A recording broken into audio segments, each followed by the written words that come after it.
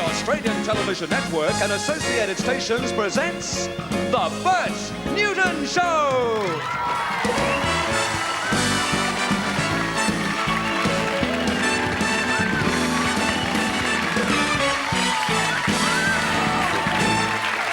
Hi!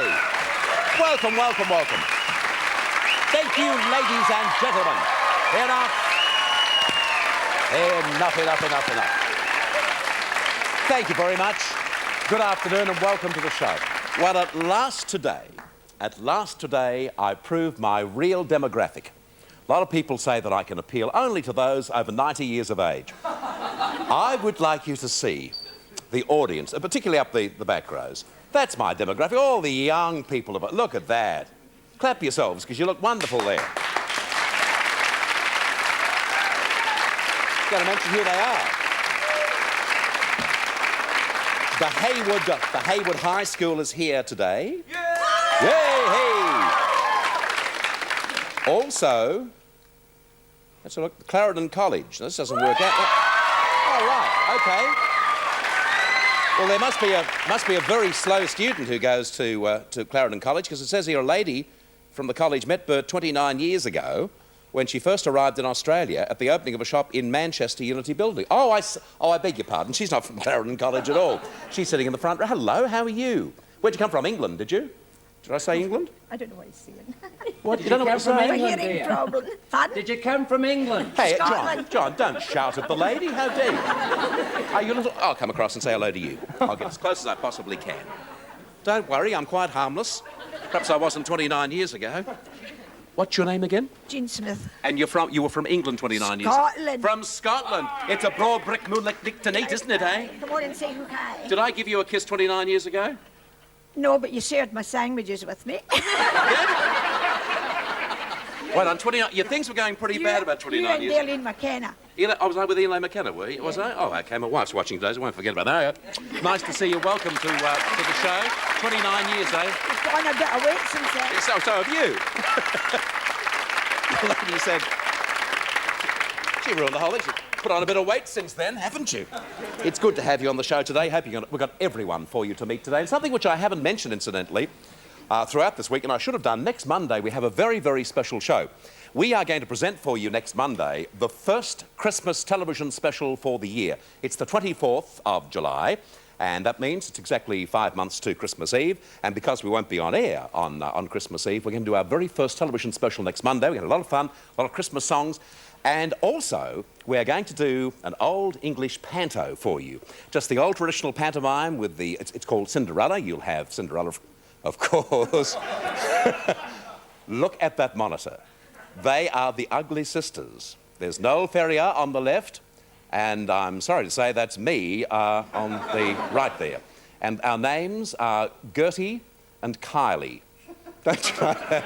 We'll have a lot of fun next month. And thanks to the Sun, obviously that was from the Sun, was it? The Sun News Victoria. Thank you very much indeed for the loan of that for us to show today. So next Monday, it's the Bert Newton Show, and it's the very first television special for the year.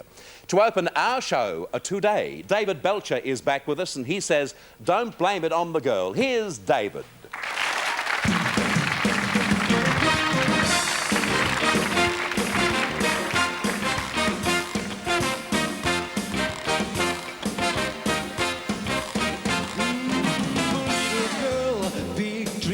She read it in her magazine, still that girl.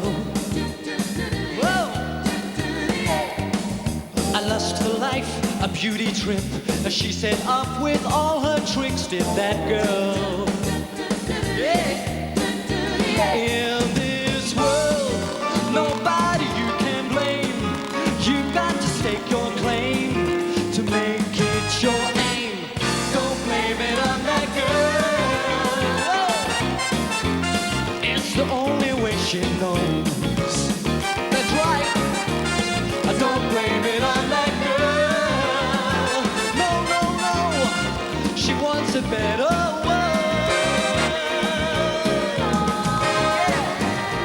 A beauty was a saving grace, and she'd go far on a pretty face with that girl. And used it for her every need. Guilty on the first degree was that girl.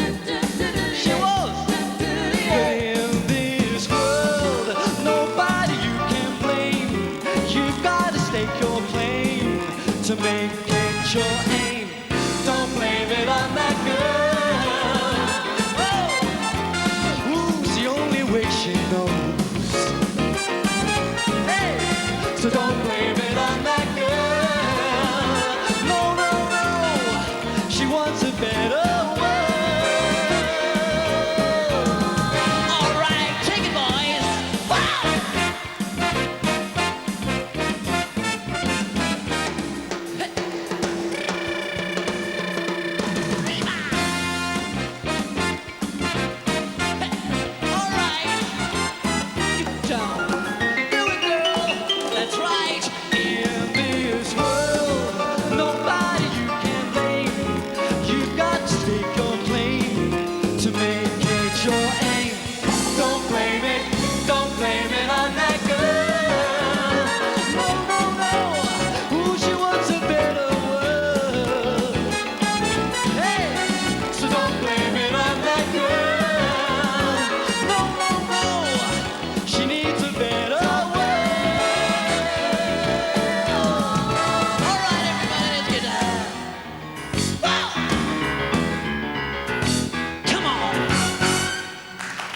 Yeah. David Dalshaw. Your audience too, David. And don't blame it on the girl. And the girl, incidentally, let's have a look at the girl, because she's lovely, is Wendy Dalton. There's Wendy. There. Round of applause for Wendy, too. And David's coming back a little later in the show. We're going to get our money's worth from him today to do a duet. That's later in the show. OK, first up from the host area. In 1963, revelations in the British press under the headline "The Minister, the Model and the Russian Spy" blew up into the most sensational political scandal of the century. The Profumo affair, as it became known, involved Britain's Minister for War, John Profumo, who unwittingly engaged in a sexual relationship with Christine Keeler at the same time as she was involved with the Soviet naval attaché, Eugene Ivanov. By 1964, the Harold Macmillan government had fallen, reputations were in tatters, and Stephen Ward, one of the key players, had suicided. The story has finally made it to the screen as a movie, and the movie is called Scandal, and it's an excellent movie. To tell us more about it, please welcome the writer, Michael Thomas, and the lady herself, Christine Keeler.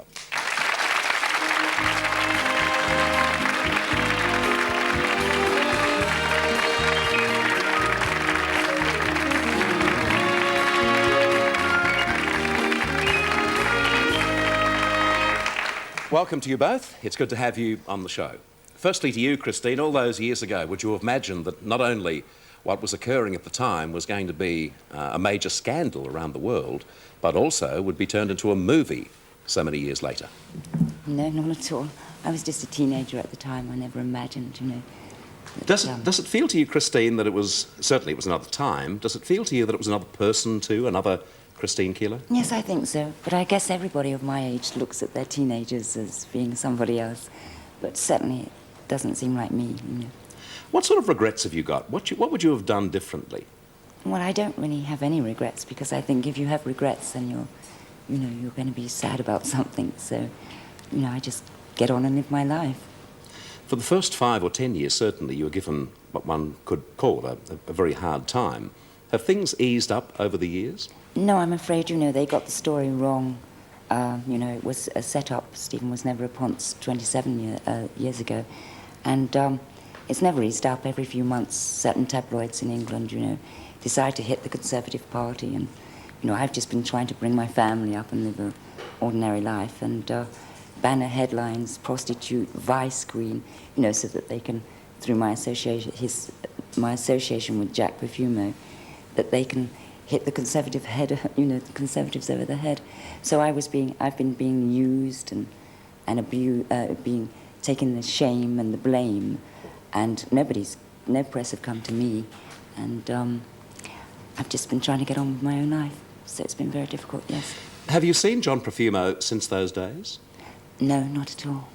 If you're able to make contact with him, what would you say to him? I don't know. I should. It depended on what he said to me, I suppose. Well, of course, it did all those years ago too, didn't it? I guess. When you first met up with John Profumo, he wouldn't have imagined then that he was going to be led into what eventually was the downfall of his political career. Fortunately, there's been an upswing for him, hasn't there? Yes. Oh, yes. He has had the CBE and for his work that he's done in charity in the East End, and yes. What about Mandy Rice Davies? The association between the two of you. It was never an overly friendly one, was it? Well, we didn't know each other very long. We just probably lived together at about 3 months at the end of 1960. And I saw her, she came to stay with me for a brief time after the thing broke. And but we were two different people, you know, we didn't know each other. We did live together, but not for very long years ago, and really haven't really associated since. Christine, as a young teenager, did you realise at the time that what you were doing and the association you were having with John Profumo was going to cast the man into such a position, particularly considering that you were also seeing at that time the Russian attaché? Yes, I mean, people were people to me. I didn't realise that, but I think that there were people around me that did. Mm-hmm. So no regrets at all? No, I don't want to be bitter, and I think that if you have a regret, you must be bitter somewhere. So you have a son, don't you, Christine? Yes, I have 2 sons. How old are they? One is 23 and one is 17 and half. What has it done to them? Well, it's been very tough for them too. It isn't pleasant at all to, just be living your life as a family, and the tabloid press to come out with vice queen prostitute, without even speaking to you every few months. And just as you're getting over it, and because you can't blame ordinary people who look at you and who are your neighbours and things, because it's not their fault. And just as you sort of get over it and hold your head up again, bang, the newspapers would do it again. Mm-hmm. So it's been most unpleasant for my children as well. This is going to follow you for the rest of your life, obviously, so you must steel yourself for it. I hope that with the film and the book, which is the truth, that Stephen was never a ponce, I hope now that, well, I'm just going to wait and see what happens. OK, Michael, to you, the writer of Scandal, which, as I mentioned in the intro, is an excellent movie. Congratulations on that. I'm told you had a hell of a job in trying to sell it. Yes, it's a very hard picture to make, not for the usual reasons. It's usually hard to make a film because it's hard to find the money. In this case, it became clear after 6 shops that this was a story a lot of people didn't want to see on the air. And we originally intended to do this on television over 3 nights and really rip the scab off the whole thing.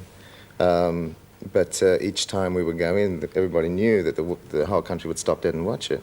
Then it would get up to the piers of the realm, the top of the building, and you could hear the doors slam all the way to Downing Street. All these years later? A lot of these people are still alive, They're in positions of a lot of influence, if not power. Profumo dines with the Queen regularly.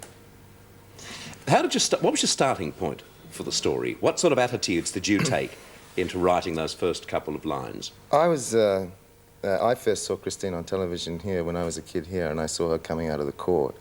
And I saw her mobbed by these people in the street, and they were screaming, "Burn her." And I was flabbergasted. I thought, how can they want to burn this beautiful girl? And it seemed to me my job then was to grow up and make this movie. So this is really the fruit of 25 years unhealthy obsession. It started, we went to saw Christine and talked to her, then we talked to Mandy, then we talked to everybody we could find. And I started with that image. We have a clip to show here from Scandal, and I'd like you to see it. It's a scene in which you see Christine Keeler and Stephen Ward. There is a limit. I'm sorry. There comes a point when I say no. That's enough, no more. I said I'm sorry. I'm sorry. Express was there. The Mail, the Mirror. They were all there before the police were there. I'm a doctor. I can't have it, Christine. I've got patients. I've got a certain position. I've got a reputation.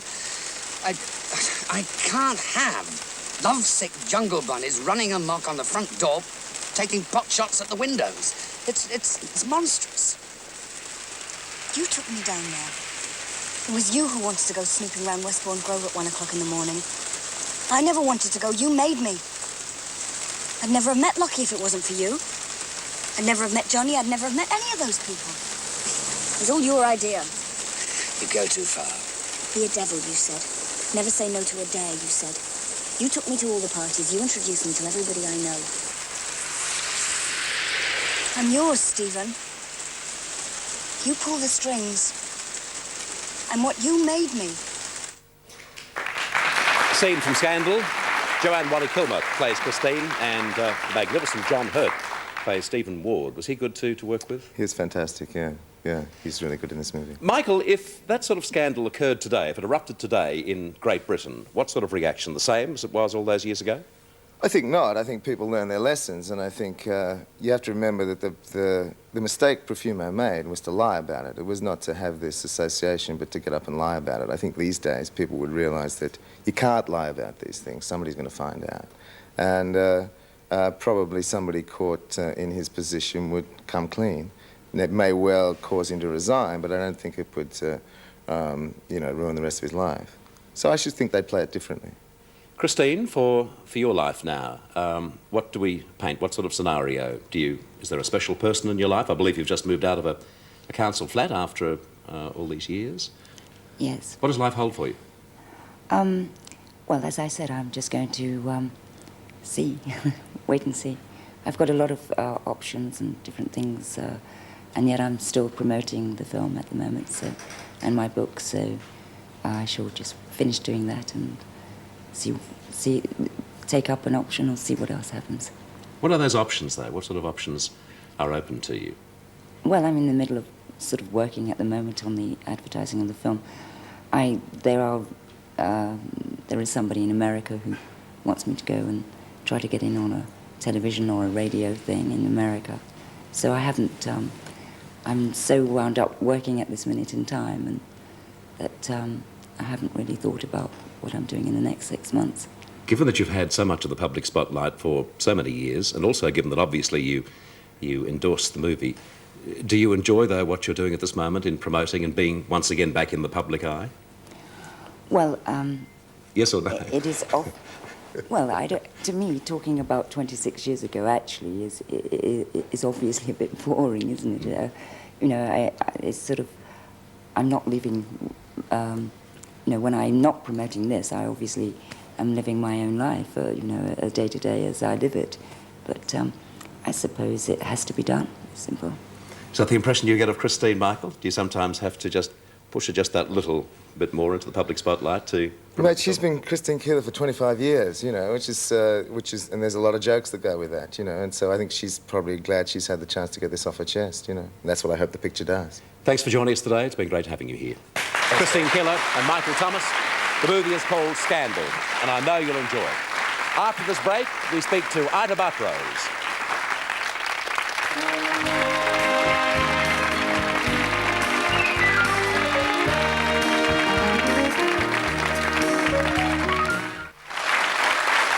Can't beat, Ross, can you?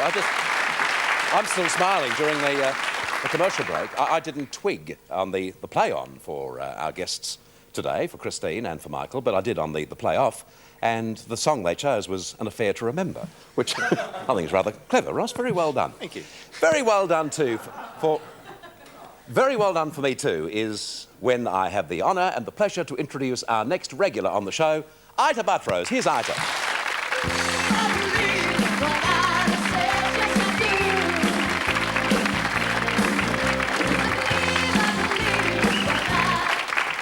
It's always nice to have you here in the studio. Oh, it's always nice to be here, Bert. You well? Very well. Did you see Christine Keeler a few moments ago? Yes, I did. I saw her in the dressing room and then I watched you interview her. Most interesting. Ida, what do you think? That sort of scandal to break in 1989, would it be a near storm in a teacup? I think if you were associated with the War Minister and a Russian, it would probably still be a storm in As big? 1989. Yes, I think so. Yeah. Bring down a government, do you reckon? Would depend I think it would depend on the circumstances the government was in at the time. You know, if the electorate was fed up with the government and was looking for the last little reason, it could be the the nudge that was needed. Well, it was quite a time. Yeah, I can assure you, of course, you wouldn't remember back to those years, but... I remember Mother telling me, Bert, yes, of course you do. Just recently in the Sydney Sunday Herald, there was the result of something which I think had been commissioned by the Clemenger Advertising Agency, which basically got to a top 40 of people's fears in Australia. And I believe that's what you'd like to talk about. Well, I think it was quite interesting to see how we've changed. The Clemengers did a survey of Australia's worries 12 years ago, and at that time the things that we were interested in included things like secret union ballots, teachers striking, and confusion about the metric system, because there are some that are still confused, Bert. Me too. And now these days the top concerns are drug-related crimes. And we think, as a nation, we think children are at risk. We're worried about child abuse, and we're worried about drugs being peddled in the schoolyard, which is fairly appropriate because you've got a lot of school children here today, haven't you? Sure. Are there worries mainly of the older group of the population, or the young people too? No, just nationally, a survey of Australians of different ages, you know, except for Tasmania. I don't know why poor Tasmania I think they had other things on their mind, probably, while the thing was being done. That was probably it. Ita, what else did they concern themselves about?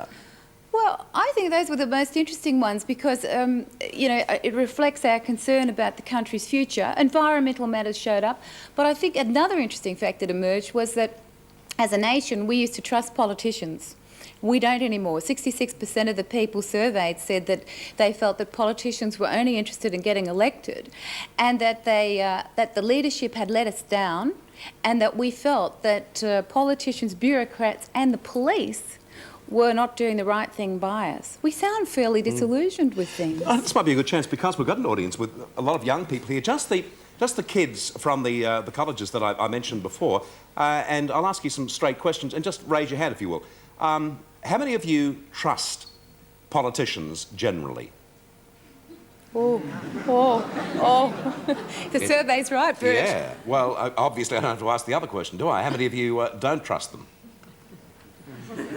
Yeah, OK. What about the police? How many of you trust and have respect for police forces? How many don't have trust and respect for the police force? You're in trouble, kid.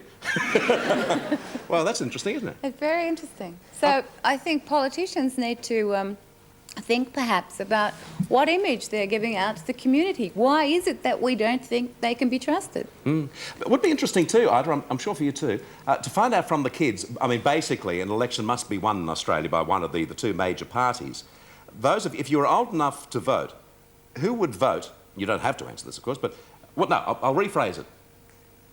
Who do you think will win the next election, Labor or Liberal? Those of you who believe Labor. Right. I suppose we should be giving a hand count. What's that about? I suppose about 8, is it? 1, 2, 3, 4, 5? No, less. About 6? OK, those of you who believe Liberal. Good times for you, Andrew, obviously, There's these kids. quite a few that didn't put their hands up at all. OK, Greenies, put your hands up. Yeah. Any for the Greenies? There's a greenie in There's a green one greenie, shirt. yes, who's about 28 years of age.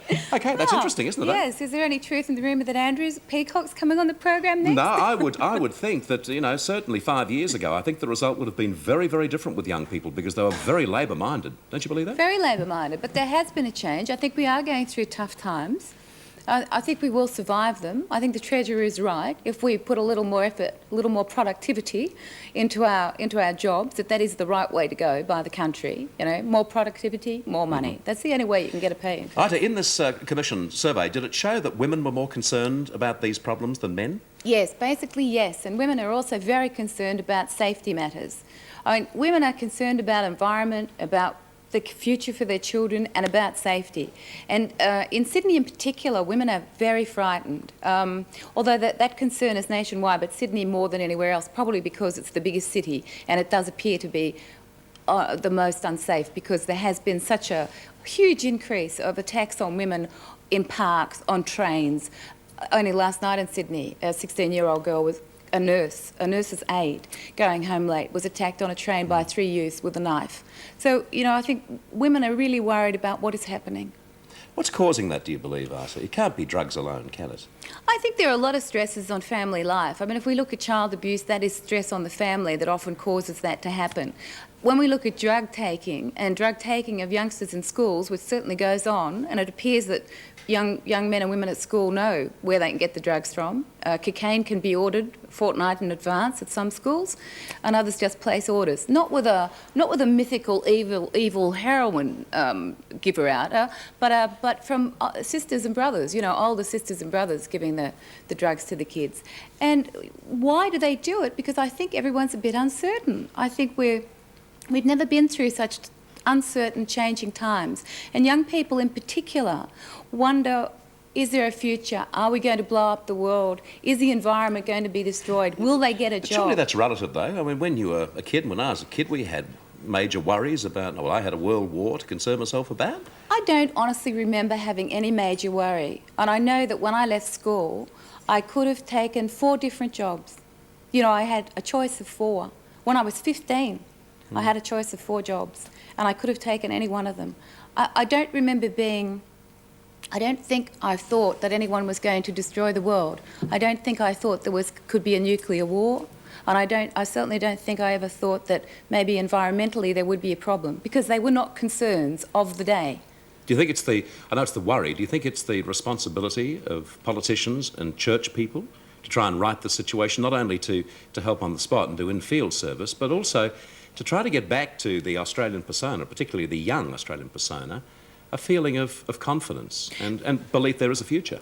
I think that if the nation feels so strongly about the leadership having let them down, that's saying something to people who are leading the country. I think that is not only aimed at politicians. I think that is at anyone who's in a position of leadership. So it could be the trade union movement, it can be people running companies. But I don't think as a nation we can look only to government and to others to solve our problems. I think we have to look at ourselves and ask ourselves what we're doing wrong, because we're not functioning correctly either. So I suppose what you have to do is make a commitment back to the way we want to live. I mean, if we want happy families, so to speak, well then we should ask ourselves, are we doing the right thing by the family ourselves as individuals? Do we love the children well enough? Do we communicate with our children well enough? Do we listen well enough? Are working mothers too tired to be as good as mothers as they ought to be? And I think most working mothers would say, yeah, we are often very tired, and that's a big stress on us. And we have to rectify some of those faults, and leaders have to look at theirs too. Okay, just one, we're almost out of time, but one quick question, just my own personal satisfaction. Just after the release of the last edition of the magazine, ITA, I did my own personal survey. Yes. Went to 3 newsagents, and each of the 3 had sold out. And I know in one particular case, his buy was a pretty big one. But I then hear criticism that it's going to fail, it's going to fall, it's not going to last. That criticism, I heard you talking about this with Don Chipp the other day on radio, and is it because of personal jealousy of you, because the magazine is not successful, or 3, because you're a woman? And there are vested interests who they're aiming at you, aren't they? I think all of those things. I think it's a great tragedy that somebody who is prepared to have a go, to set up a company in Australia for Australians, employ people, create job opportunities, continually has to put down these rumours. And I'm actually speaking at the Advertising Club lunch here in Victoria today, and I'm going to address those. And we are not folding, we are not for sale, we can pay our bills. I'm not under contract to people, not to mention products. I mean, I've heard so many strange things about the magazine. And I know a lot of it comes from our competitors. And I know it comes from a lot of people who unfortunately don't like people who try, who want to put their head up above the crowd. I mean, I'm just very determined to succeed, and I think as Australians we should applaud Australians that have a go and stop knocking them. Okay, Ada, lovely seeing you. Thank you. Ada Butler. That makes sense. I don't think we need a survey on that. We'll take a break. We've got a young girl whom we discovered on this program a couple of weeks ago who sings up a storm, as a former TV partner of mine would say. Margarita joins us after this break.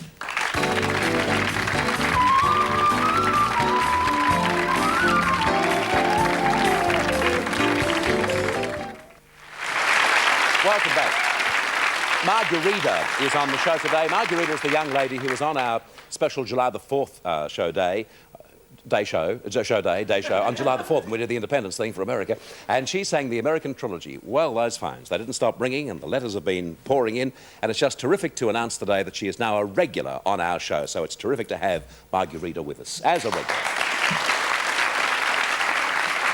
And as they say, in all the best circles, the first clap you hear will be that of Mr. John Deeks. Margarita sings today for you, You've Lost That Loving Feeling. Please welcome Margarita back to the show.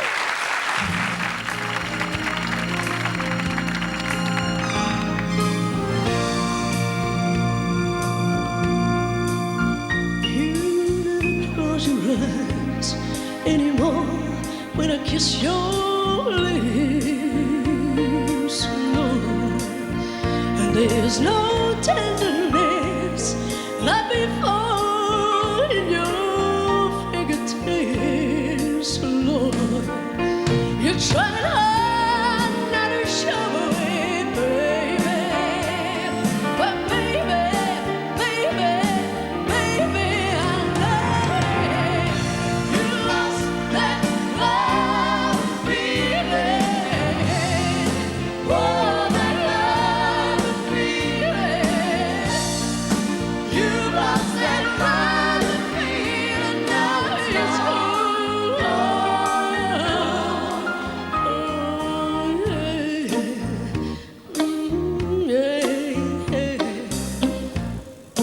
oh, baby,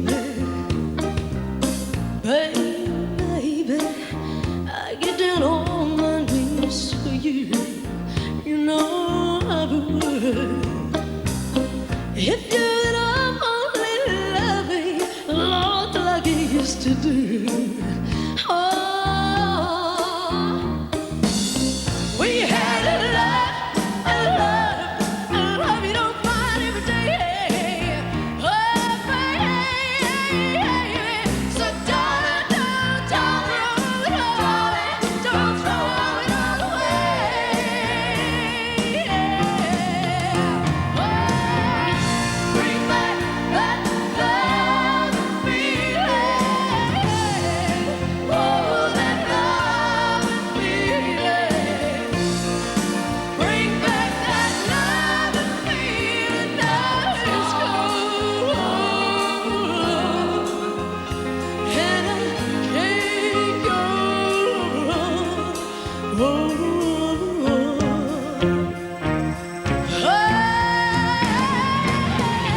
Bring back that love feeling.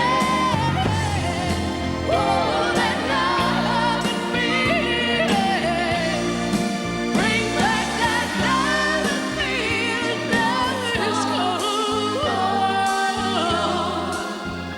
and I can't go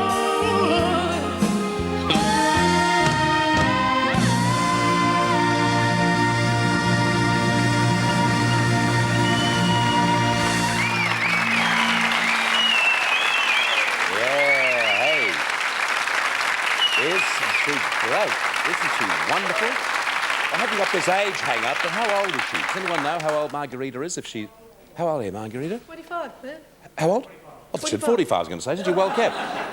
Well, you look about 16, 17, and you'll stay like that for a long, long... That's wonderful, Margarita, with that great song, You've Lost That Loving Feeling. And officially, welcome to the show, Margarita. It's great to have you with us. Great talent.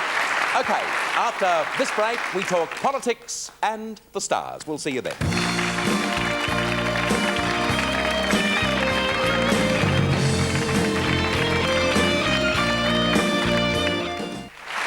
Welcome back. Just that I'd like to tell you who's on tomorrow's show. We're going to welcome tomorrow Diane Milstead. Diane is the wife of Barry Humphries, but an artist, a great artist in her own right. She's going to come on the show, and I'm told that she'll talk about anything and everything with me. And also tomorrow, the 20th of July, 1989. What is that anniversary? Does it mean anything to anyone? 20 years ago, one of the most significant things in the history of mankind occurred 20 years ago. Any idea? What happened? Yes, man on the moon. And tomorrow we're going to talk to Buzz Aldrin by satellite. He was one of the members of the craft Apollo 11 20 years ago. He was the second man on the moon. And also my old mate Reg Lindsay is going to join the show, and he's going to sing... Oh, it's nice. It'll be good to see him again. He's going to sing his big hit from 20 years ago. Armstrong, which of course related to that historic landing on the moon. And now, one of the best known and also most read astrologers in Australia from New Idea, going to talk about politics and the stars. Please welcome Milton Black.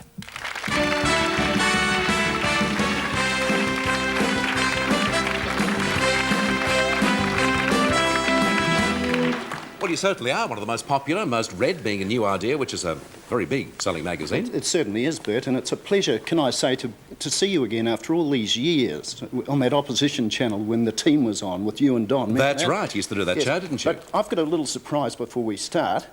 Can we have a little drum roll, please? Certainly. Milton's taken over the show. Yes, a little drum roll over there. Bert Newton, this is your life. That's Bert's birthday on Sunday, everybody. Oh, thank you. Hey. Now listen. You shouldn't have mentioned it's my birthday on Sunday, the 23rd of July, because when it falls on a Sunday, of course, I won't see most of my friends from the show here. I suggest Friday, boys, because Monday's going to be very, very busy. If you have any little surprise for me, I don't expect anything. I don't want anything. If I don't get anything, there'll be hell to pay.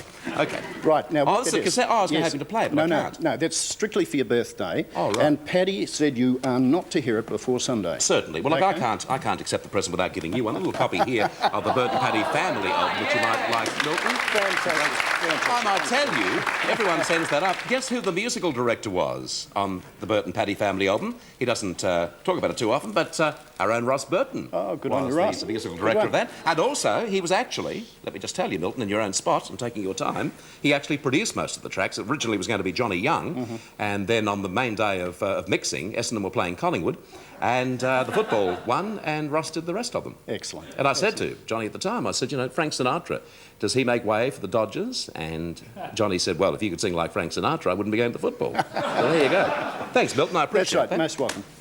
You were saying? Right, OK, well, firstly, being an astrologer and going onto the political scene, it's very, very interesting. Of course, how many readers of New Idea here? Let's have a quick hand. It's the day of polls here. Look at them, Put your hands lovely up people. if you read the New Isn't it Idea. nice? Yes, nice to see them.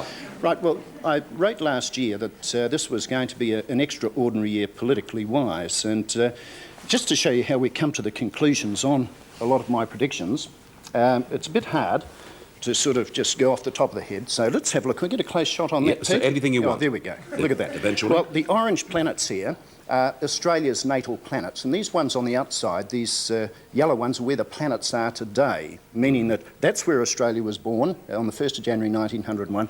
This is where all the planets are today. So what am I going to predict here?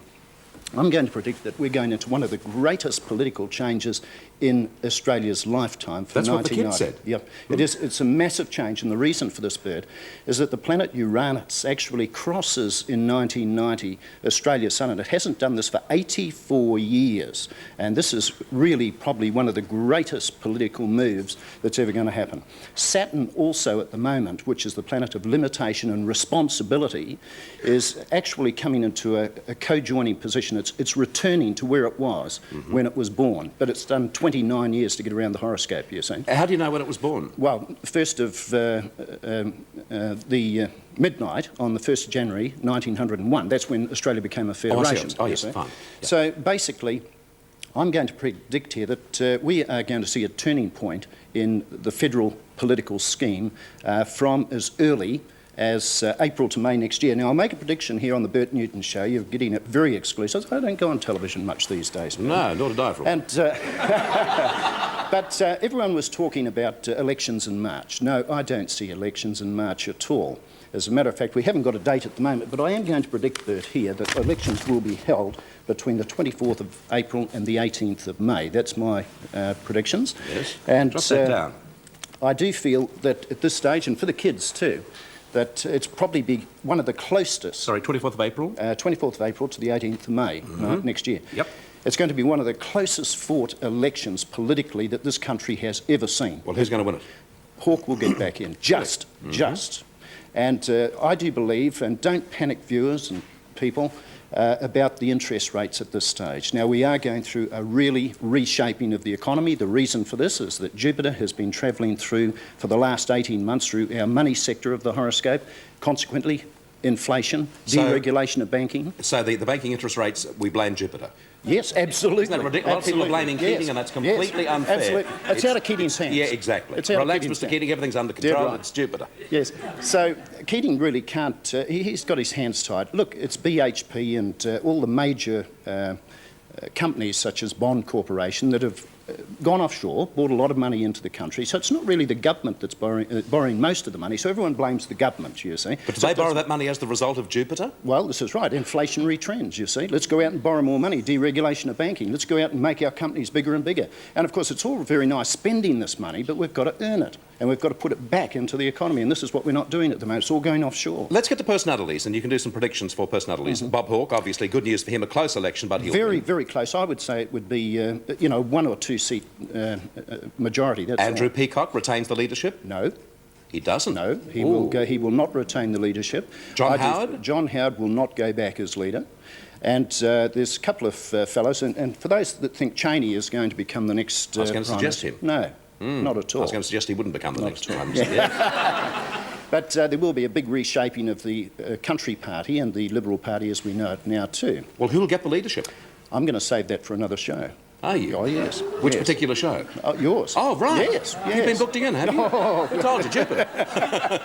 No, Bert, I'll keep those as exclusives for you. Oh, that's But wonderful. once we get an actual election date, we'll make some real big, heavy predictions then about seats and who's going to lose their seat, who's going to hold on to it, and everything like that. Now, if you remember back, since 1973, I've been very successful. Yes, you have been in predictions, I must admit yes. that. And remember the Victorian elections, I got out of 19 seats, 17 correct. Remember that? Which is excellent. That's right. Yep. The only election I had a lot of problems with, of course, was the Queensland election, naturally, because of the gerrymander situation. Well, I think I don't think Jupiter's allowed to go over I don't Queensland, think is so. it? I don't think so. At that stage, I really do believe that Joe. And also had the something sun to do is in the most unusual, or used to be, in the most unusual position in Queensland. Yes, very unusual position. Most unusual position. I think the greenhouse effect has obviously done something today. Yes. But I think Joe's lost all his hair. very much so, very much so. But it's very interesting that we are going to incorporate one of the greatest political scams we've ever seen here in 1990, because politics is going to get very dirty next year. Very Dirtier, dirty. you mean? Very dirty. And what's going to happen? Well, of course, everyone will be sorted out completely. Now, this is mainly because the public are going to do this. Uranus passes the sun. What does this do? People say, right, when they go to the polls, I'm sick of listening to the promises of this guy.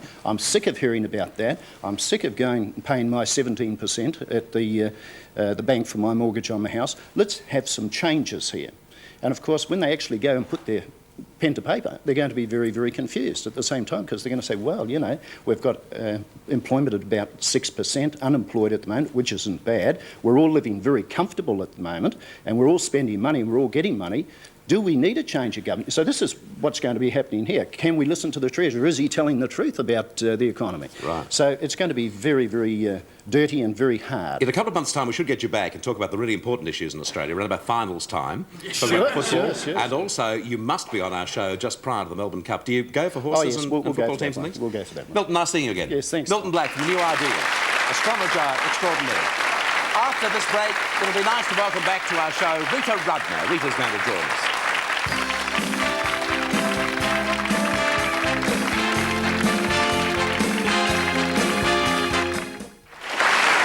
Very, very successful. Welcome back. It's been very, very successful, the comedy club at the Hilton. It started in Melbourne, as I mentioned to you, a couple of weeks ago, and obviously each of the Hiltons in Australia will have to pick up on this. And especially, I think, a lot of the credit can go to the first guest comedian for the comedy company. She was with us a couple of weeks ago on the show, and once again, tremendous reaction. It'll be beautiful to see her again. Please welcome again, Rita Rudner.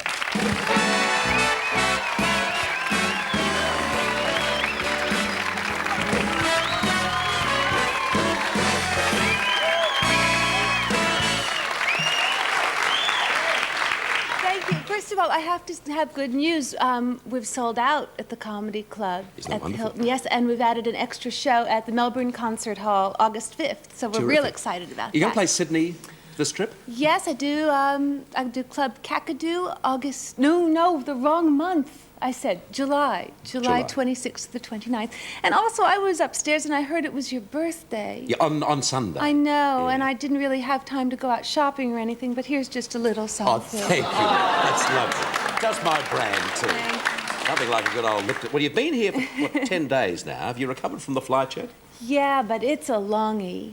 It really is. And you know, this is just something you should never do. Never start up a game of peekaboo with the child sitting in front of you on a long trip, because this has no ending, this game. Really, the kid turned around. I finally just grabbed him by the bib. I said, look, it's always going to be me. You know, halfway here, I got smart and switched the game to hide and seek, so he spent the rest of the trip in the overhead rack. And it's a frightening flight, because, you know, that awful thing that happened with United? You know, I used to think, oh, I hope we don't crash. Now I think, don't lean against the window. And I was always suspicious of the oxygen masks anyway. You've seen those masks, yes? Don't they look flimsy? I don't really think those are oxygen masks. I think those are more to just muffle the screams. Have you been busy here in Melbourne? Yeah, I've been really busy. I love shopping. That's a female thing. Do you like shopping? Yeah, I do. You do? Well, you do? I do. Most men like cars, women like clothes. I only like cars because they take me to clothes. Makes sense to me. Yeah, and I find something strange that wherever you go, sales ladies have the same lines. Really, I'm sure you've all heard it. They go, this looks much better on. On what? On fire? And the shoe salesmen, they've also got the same lines. They always go, buy these shoes. They'll stretch. Have you heard that? It's true, so I true. know. I just go take this check, it'll bounce. Do you like spending money? I'm a terrible money spender. My last credit card bill was so big before I opened it, I actually heard a drum roll. And I didn't know anything about money, really. When I was first on my own, I used to sign my checks, Love, Rita. I still cannot balance my checkbook to save my life. I did it once, and it was so exciting. It really was, because the number on my statement was the same as the number in my checkbook. I got a little bit overexcited. I guess I called up the bank and I said, I have a match here. Did I win something? Your husband and yourself, do you obviously, I mean, you've been married not all that long, but do you argue about money? No, and that's supposed to be the thing that you argue about. We argue in the car. That's our big place, because he has his own ways in the car. Basically, he has two beliefs in life, my husband. He believes in God, and he believes that when the petrol gauge is still on empty, he still has a quarter of a tank. He thinks the E stands for, there's still some left.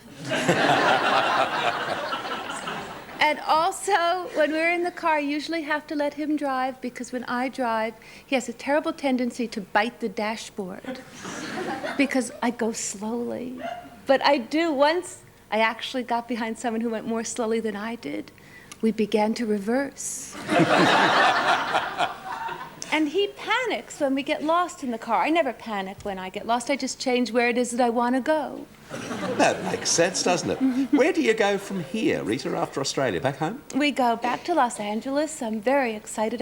We're starting my own series there. On television? On television, oh, yes. That's great. Yes, I think it's going to be called Rita. Oh, yes. Yeah, good name. Thanks for coming back and seeing us. It's delightful to see you. And I think it's just terrific news, too, for comedy here in Australia, that the comedy club is up and going, and you've done such a great job. Yeah, it's going great. Really, everyone should come down and see the club, because it's really nice. Terrific, Rita, and thanks for coming in. Thank you, Bert. Rita Rudner, ladies and gentlemen. She's lovely and funny. Is your husband with you, Rita? No, he's at the office. Work. Very nice. Thanks for the flowers. A pleasure, and a happy continued stay here in Australia. David Belcher and Peter Watsford are going to combine their talents now for Until the Night. Here are David and Peter.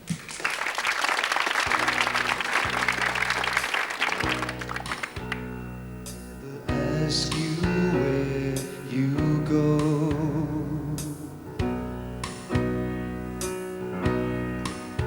After I leave you in the morning,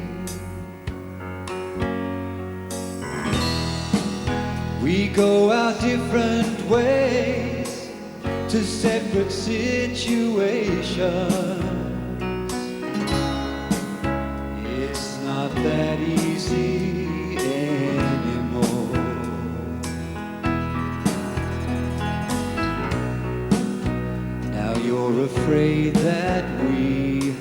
changed.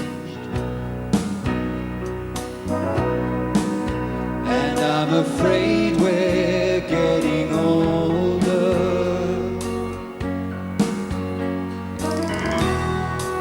So many broken hearts, so many lonely faces,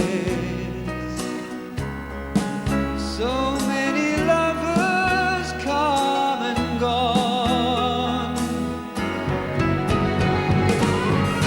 Until the night, oh, I just might make it. Until the night, when I see you again.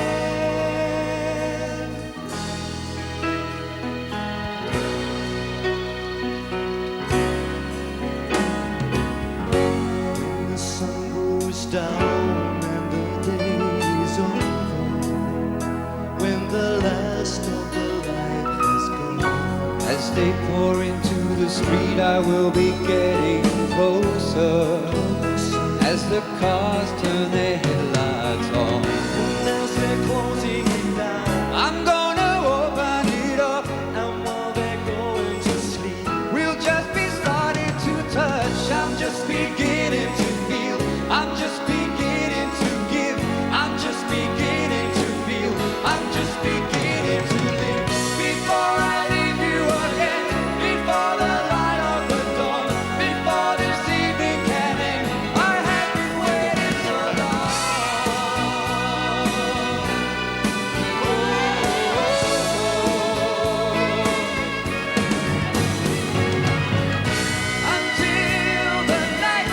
Until the night, oh, I just might make it. Until the night, oh, I just keep rolling on. Until the night, when I see you again.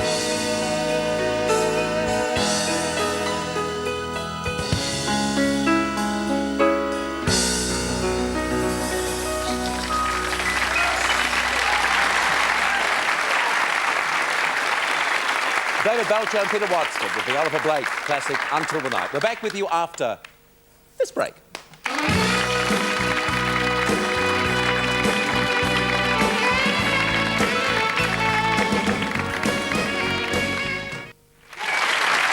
Welcome back. Last night, Evita opened in Sydney, and of course our man on the spot was our own show business expert, Peter Ford. Here's Peter.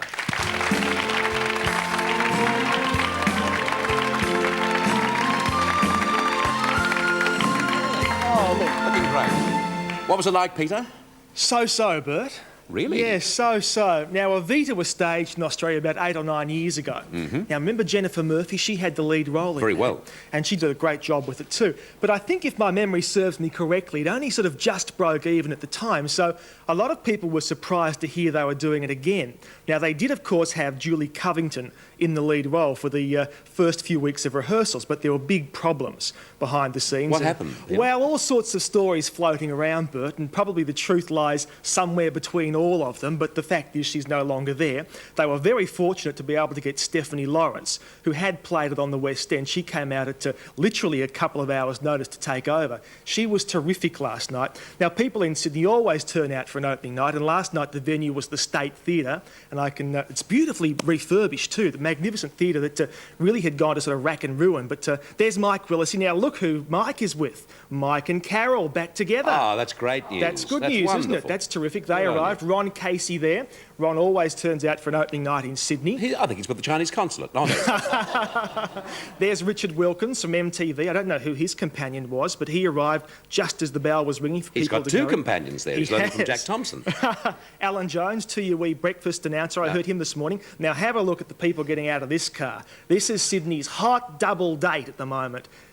Deborah Hutton, who people in Sydney are familiar with from the Grace Brothers commercials. And Harry M. Miller? Harry M. Miller. And look at the haircut on Harry. Very swisho, Doesn't he isn't it? look good? He looks like Michael Douglas. Now, he is, of course, Deborah's manager, and also he's being seen around the town with her constantly. Colleen Clifford, great Sydney isn't that wonderful? theatrical legend. Yes, She's still indeed. going very strong, terrific Wonderful lady. So everyone was there. An exciting night. The show itself, well, so-so. Now, I felt that really the three leads in the show, David Weatherly, a very fine New Zealand actor, Glenn Shorrock making his theatrical debut in an actual character role. He's done that terrific one-man show. Stephanie Lawrence were all great. But overall, something just didn't gel. As an ensemble piece, it just didn't work. I think most people had the feeling the performance was very flat, and they were working with a very tired musical. You know, our tastes have changed in the last 10 years or so, because these days we go to the theatre either to see spectacle, like we have with Starlight Express, or we have with Cats, or we go to see terrific music. Now, of course, you've got the one hit song in the show, which is Don't Cry For Me, Argentina. There's no other song that you come out humming, as it were, so they've got that working against them. But overall, I think people really came away feeling that there was something missing. Then if you're going to spend $45 or $40, whatever the tickets are, to go and see a show, you'd spend it to go and see 42nd Street rather than Evita. What are the bookings like, Peter? I'm told they're okay. They're not gangbusters. The show is booked to run for 4 months at least. Stephanie Lawrence is staying until mid-October, and I'm told that Glenn Shorrock is staying until mid-September. So that will be two good draw cards for And them. Glenn's good, is he? Yeah, Glenn's terrific, and I had some reservations about whether he'd be able to do it or not, because it's a really tough role.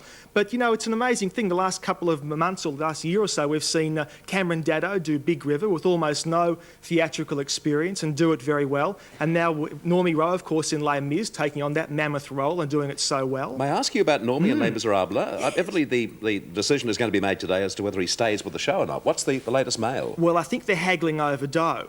Now, if Normie does come to Melbourne to do Les Mis, it'll only be for the first 10 weeks, because Rob Guest, who's played it in Sydney during Christmas, a very big star in New Zealand, he's taking over next year. But Normie's going into his own... No Tony Barber? No Tony Barber. Tony, I think, has missed out altogether, which is a great shame, because he would have put his heart and soul into Certainly. it. But Normie's going into his own one-man show called It Ain't Necessarily Roe.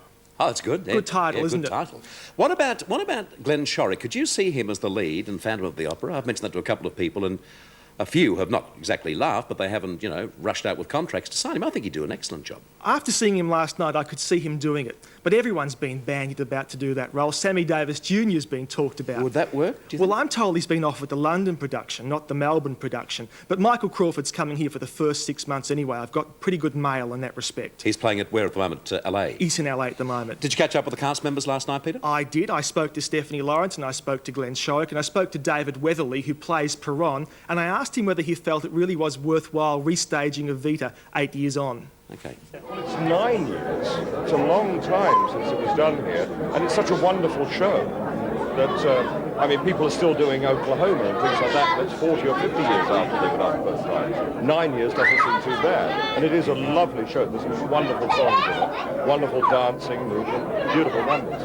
If it were a musical about a specific current moment in history, yes, it could get dated, but it's not. It's about a moment in past history. It's like Shakespeare. Shakespeare doesn't date. Neither does a musical of this standard. I'm enjoying doing this role. It's a classic role, and as I've said many times in the press before, I feel it's a career move for me. You know, it's another step in my career. I can't be a rock and roller all my life. I've got to do other things as well, and I enjoy doing lots of other things.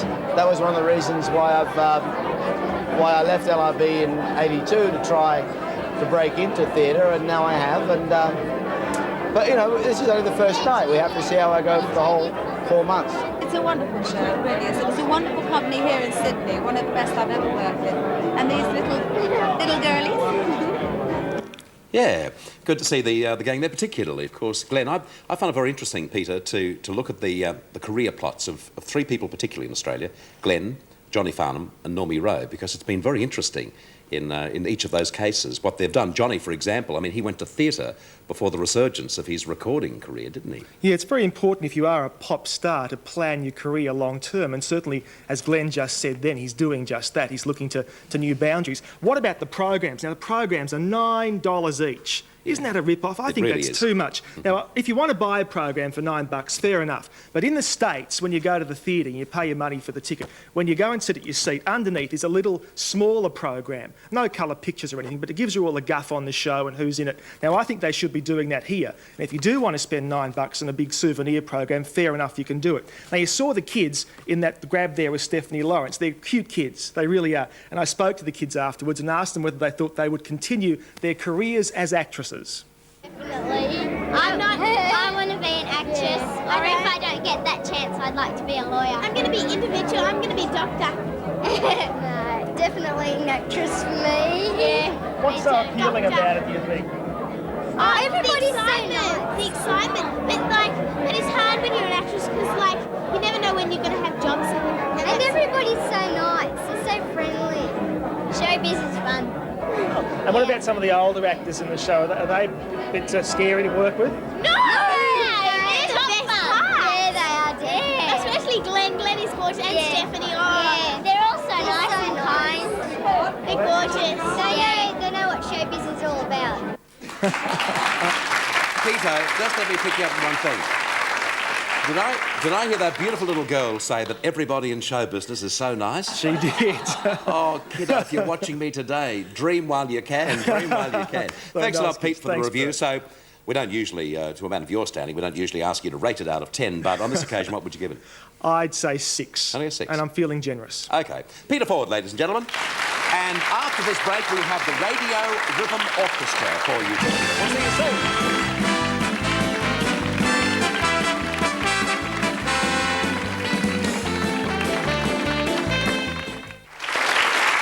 Welcome back. To end proceedings for today, we have the Radio Rhythm Orchestra.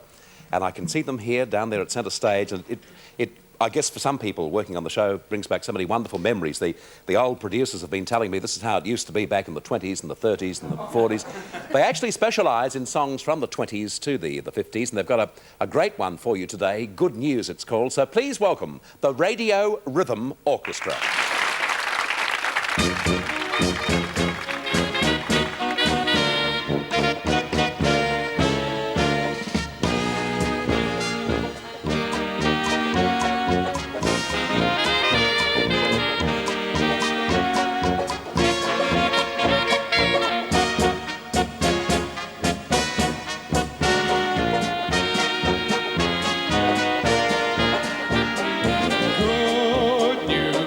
You're bound to do me good. Come right here to me. Good news. Good news. You're what I've waited for. I wasn't slated for blues. Good news is welcome to me. Bad news is how come to me. So it's the good news. You're bound to do me good. Come right here to me.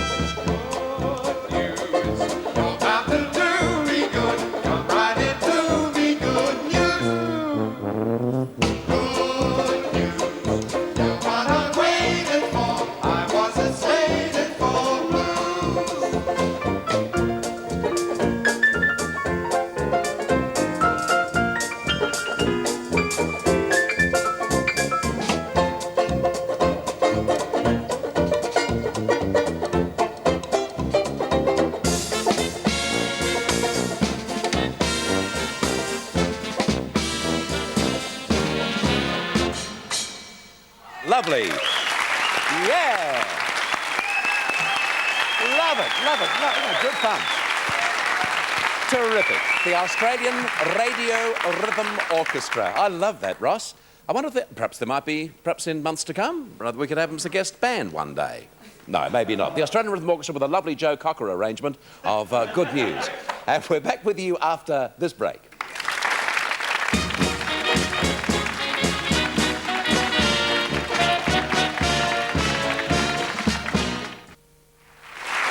Welcome back. Just recently on the show, we had Kenny Dog Wonder with us, and I'm very pleased to tell you that Kenny Dog Wonder is now the official mascot on the show. He is a regular. His master Scott has joined the production company, the Jim McKay production company that organises this show. And look at Kenny Dog Wonder looking me right in the eyes at this very moment, and he'll do anything that I ask him to do. Hello, Kenny. Hello, Kenny. Hello, Kenny. Kenny, say hello. Bark for me. Hello, Kenny. Speak. Oh, my God. Frightened the hell out of me. He frightened the absolute hell out of me. Hello. Come on, Kenny. He's a good boy. Up here, up here, up here. That's a good boy. And his master, of course, is over there giving him all the instructions. I know what it's like, Kenny, having someone pulling the strings. Hope you've enjoyed the show today. Come round here, Kenny, and say goodbye to everybody. Get him to say goodbye. Can you, Russell? Oh, that's it. That's Kenny's way of saying goodbye. Tomorrow, I've got Buzz Aldrin, Reg Lindsay, Dyer Milstead. Until tomorrow, ruff, ruff. See you then. Goodbye and God bless you.